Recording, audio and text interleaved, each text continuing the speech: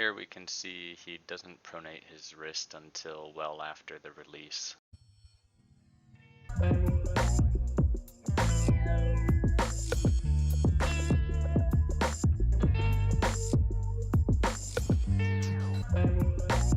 His arm and his wrist look like they're moving on the same plane up until release, and his arm is matching the initial trajectory and launch angle of the disc.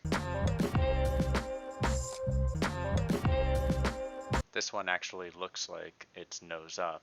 Just like on a drive with an air bounce, the arm looks like the disc is being thrown down, but the disc is floating up. But on a lot of his normal putts and other ones where commentators call it nose up, when you look closely, it doesn't usually look like this. However, even on Simon's usual putts, his follow through is kind of unusual and can make it seem more nose up than it actually is.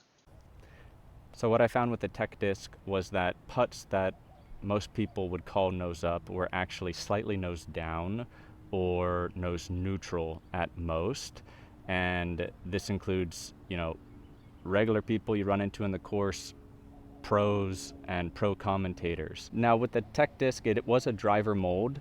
However, I think most of the information it gave with the putting strokes would be accurate, except for maybe the speed, where a putter is much less aerodynamic, so it probably won't be able to putt as fast.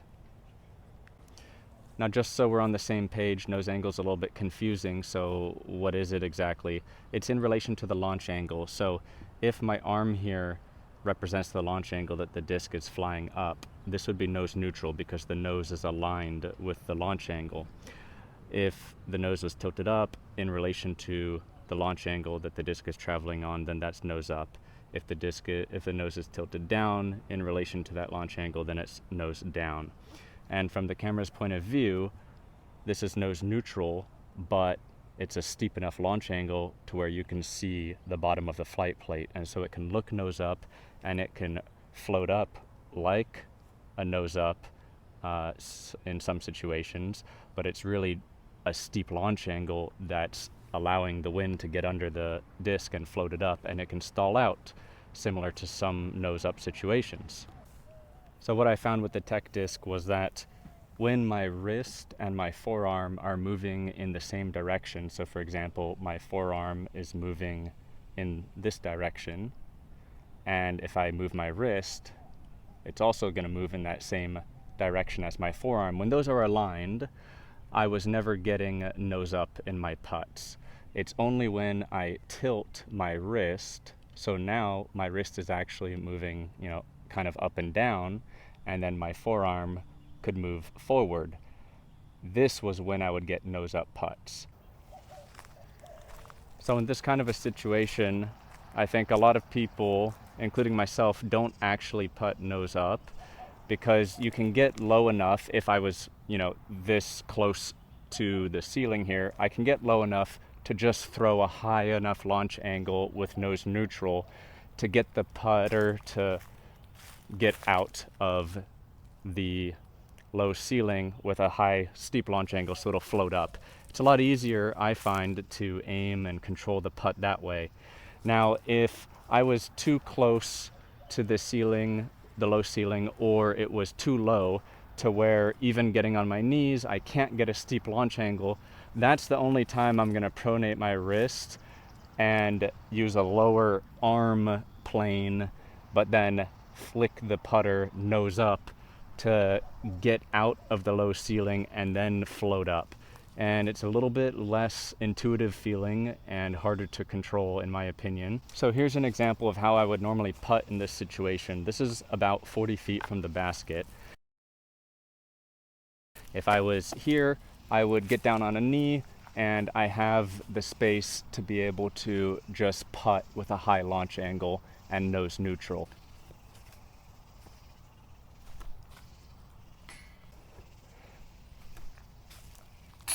When using the tech disc, here are stats from 2 putts where I used a similar stroke as the one you just saw and from a knee. Mostly pay attention to the nose angle and the launch angle. How they relate to each other will probably be similar, but the rest of the stats will be different because the tech disc was a driver and it was from 23 feet instead of this actual putt, which was around 40 feet.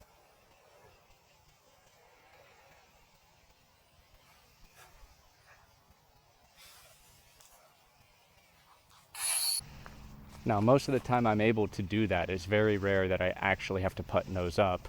But in order to try to simulate a situation where I would, I'll just stay standing here. So now I'm going to have to use a low arm swing, but then flick my wrist pointing up more to get out of the ceiling and still float up. And you see it stalls out so much because of the nose up.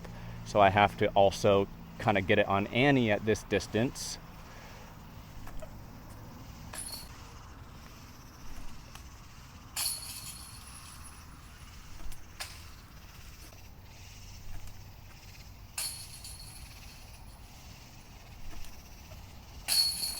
When doing a similar stroke to the putt you just saw with the tech disc, these are the stats I got. Again, mostly just pay attention to the nose and the launch angle and their relationship to each other.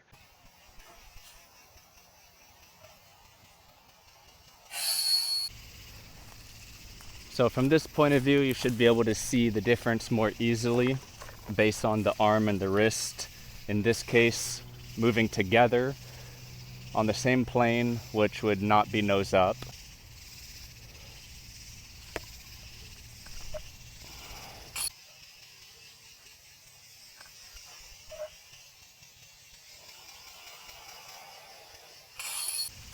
All right, so now the nose up from this point of view, you should be able to see that my arm is kind of going horizontal or almost down, and then my wrist is going up to get a lot of nose up.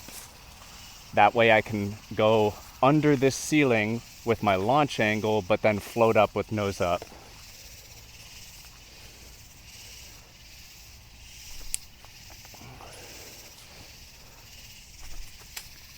I went so nose up on that one.